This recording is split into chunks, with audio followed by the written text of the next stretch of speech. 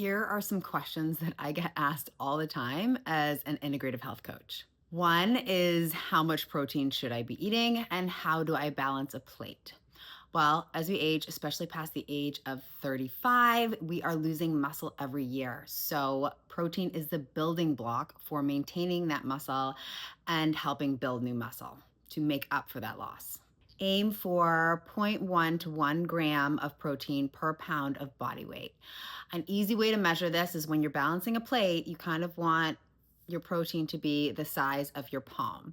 So even if you're looking at a plate, think half the plate you want to be veggies, a quarter protein, and then a quarter complex carbohydrates. The veggies are going to be critical for vitamins and minerals, and then you're going to want 1 to 2 fingers of fat. You definitely want healthy fats as you age because this is going to be super important for your hormones. And when it comes to the veggies, think the rainbow. The more colorful, the better.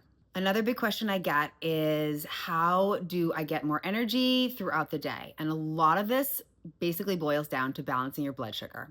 This starts with even how you start your day. So making sure that you're getting a protein-rich breakfast with plenty of fat and fiber, and then treating almost all of your snacks as like a mini meal. So you really kind of want to balance them. This helps sustain energy and prevents blood sugar crashes, which is where you're also going to get cravings later in the day, all that fun stuff. Also, make sure you're eating, ladies, and not using coffee as breakfast because it's not breakfast. Another key to energy is often overlooked because we don't pay attention or we often forget, but it's just hydration and adding those electrolytes to your water so that you're making sure you're getting optimal hydration. You can add a pinch of Himalayan sea salt with lemon. That's my favorite. Or you could use some of those electrolyte packets. Just make sure you're watching for added sugars.